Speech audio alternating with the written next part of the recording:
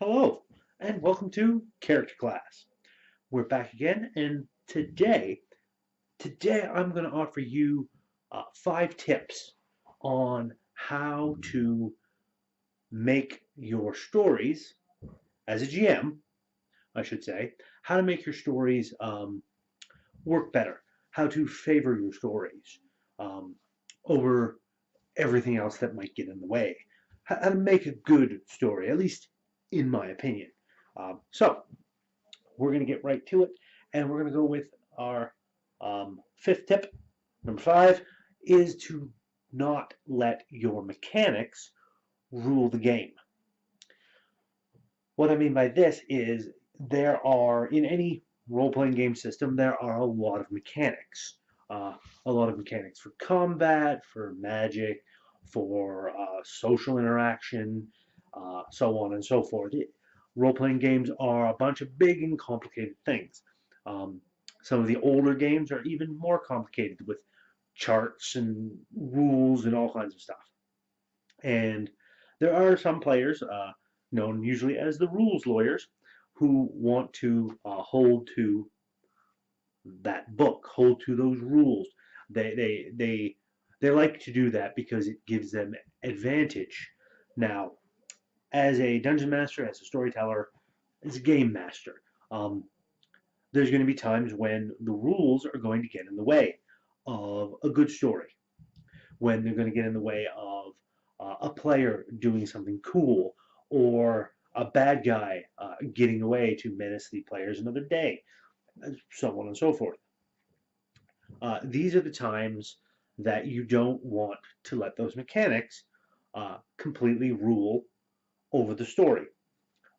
You want to be able to massage those as need be, to make things a more cohesive story, to have things flow better. You're going to want to keep that a little fluid. So that's why you can't really let them rule mechanics wise. As the dungeon master storyteller, you're the one putting together this adventure for your players to run through. So as such, you have all the power basically.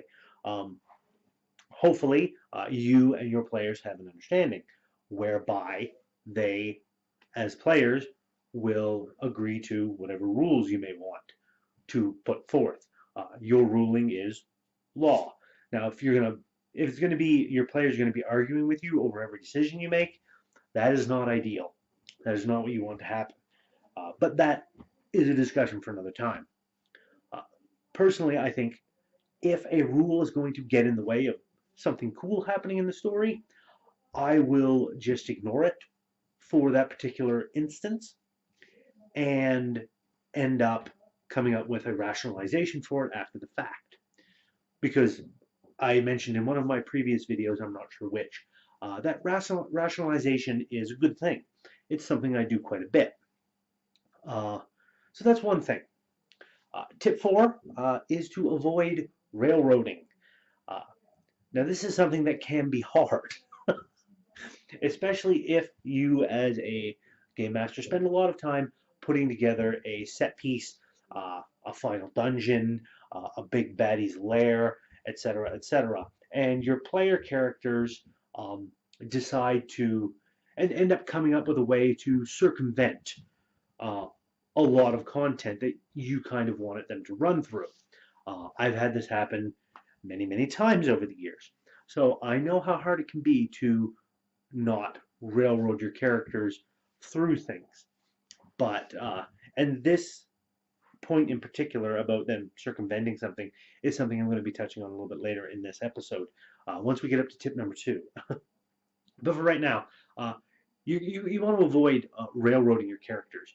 You want to give them the sense of freedom. Not complete freedom, because then the story goes nowhere and you're pretty much left floundering. So at sometimes there should be the illusion of choice, or possibly something realistically that could happen that makes it more difficult. Um, if they are wanting to go a different direction, uh, You could say, yeah, you can do that, let them do that, but put obstacles in their path that are a little bit more than they can overcome. Kind of basically like, all right, if we go that way, chances are we're going to die, so maybe we go this way.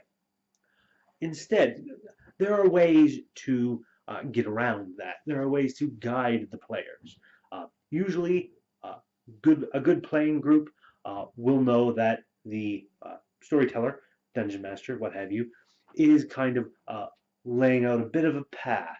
Uh, Even with multiple options, there's a general path into where the players, where the storyteller or whatnot wants their players to go. And good playing groups can pick up on this easily and know where to go.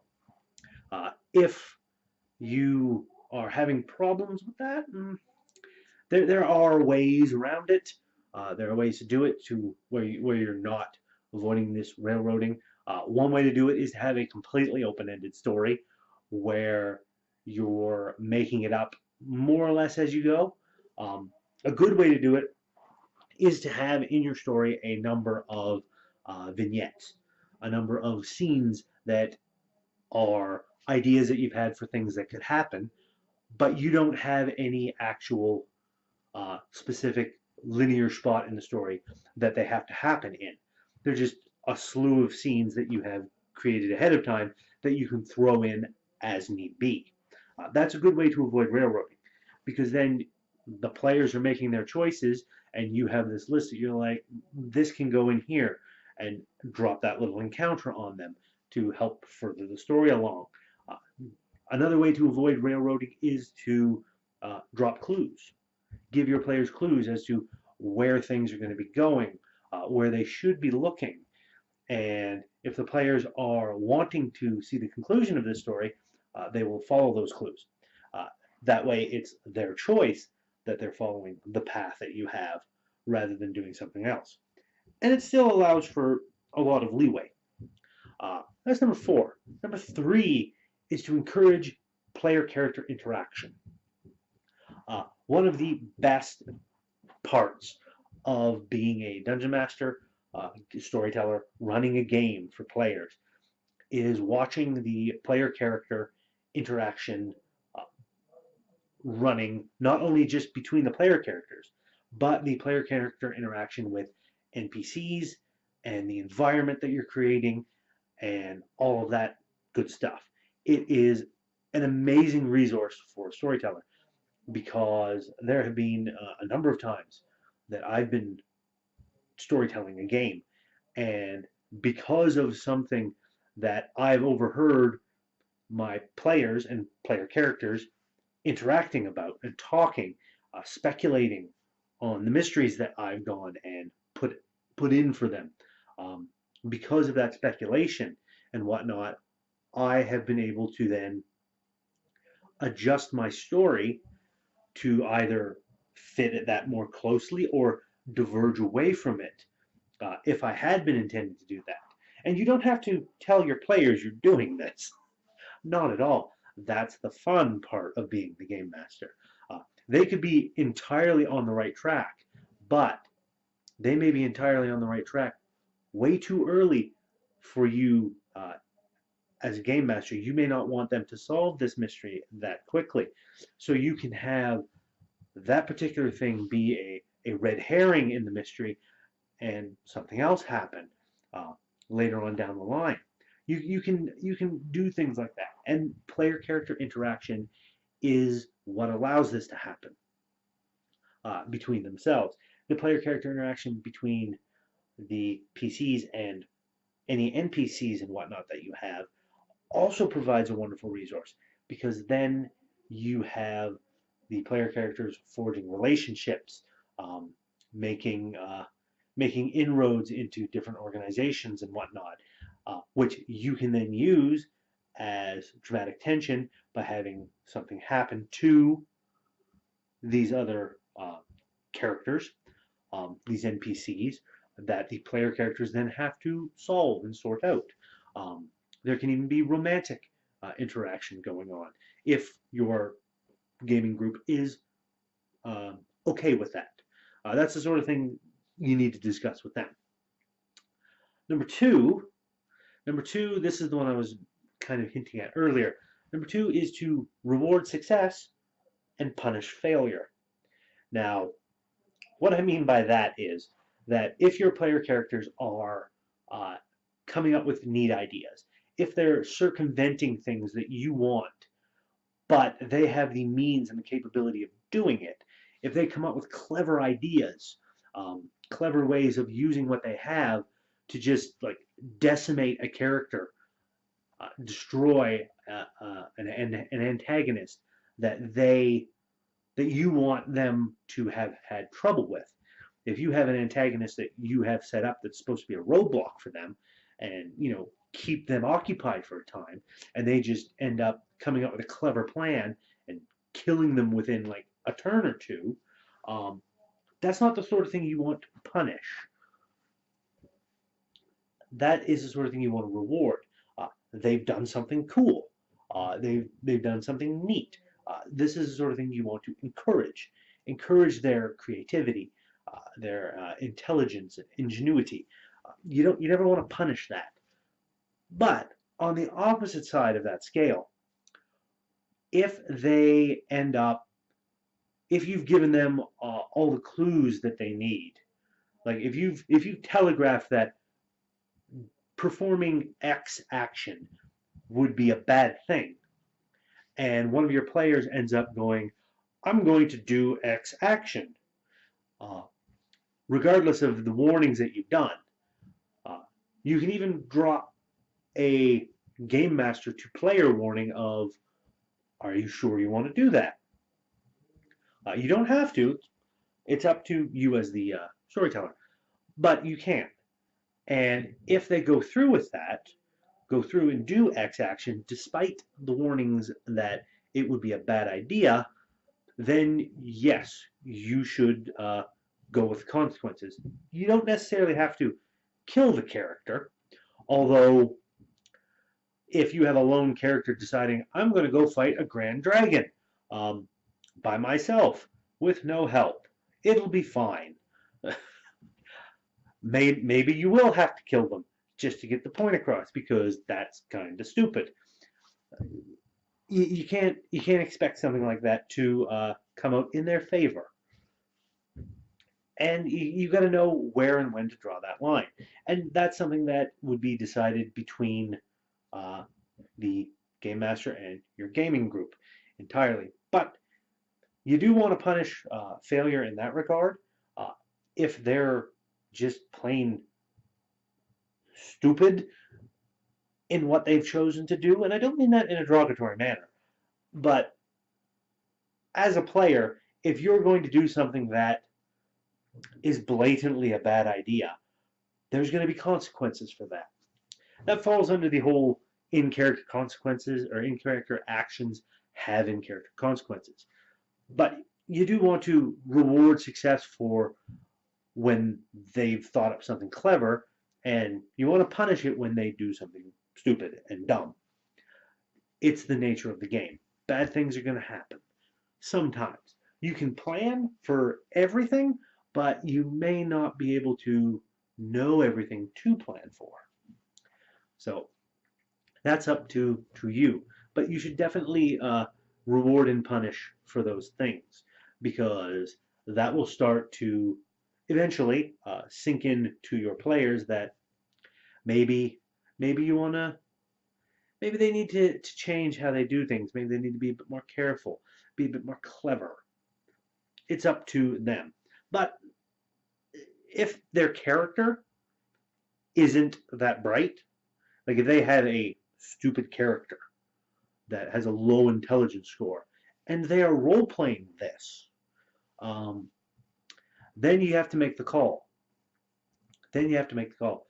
Do you punish them just enough that their character is getting punished for doing something stupid, but not enough that the player is being punished? That's up to you and your how you want to run the game.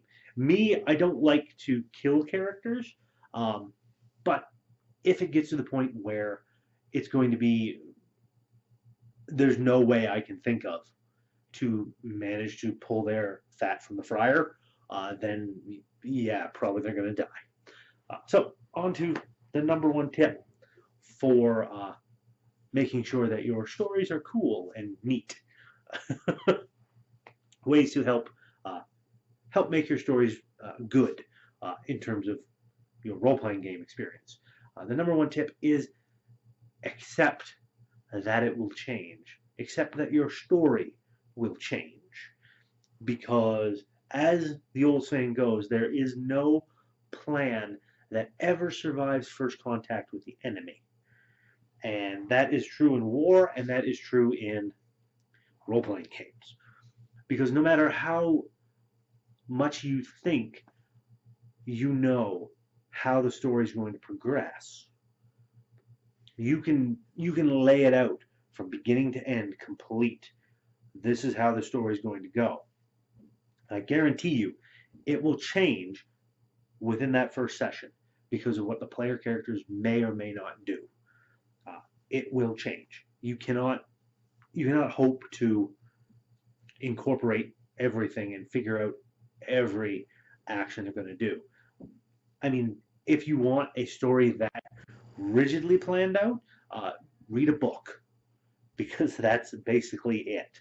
Um, the game of role playing is interactive between the players and the NPCs and whatnot. You have created it as a storyteller or a game master.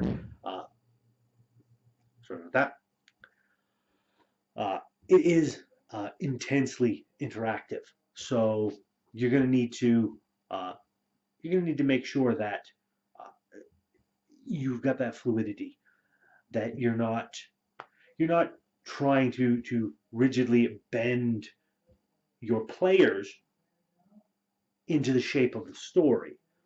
What you want to do is bend the story around the shape of your players. That is the best way to go about it. And as the GM, the storyteller, game master, dungeon master, what have you, that is you're in that unique position of being able to do it because you know everything that may happen or is going to happen. And because you know that, you can change it without them realizing it. So the story will bend a lot easier than your players will, and you shouldn't want to bend your players. So those are my 5 tips for kind of getting the most out of your story uh, when you're DMing and STing, GMing, what have you. Uh, those are my tips. I hope you have enjoyed them. As always, if you like what I'm doing, please give that like button a tap. Give that subscribe button a tap as well, if you haven't already, so you can be kept apprised of when I do new videos. And throw a comment in the comment section. What do you do to get the most out of your story for role playing? What tips do you use to get your players on board? Please throw those comments in the comment section. I would love to get a discussion going with some people. And until next time, my friends, you all keep rolling, and I will see you next time.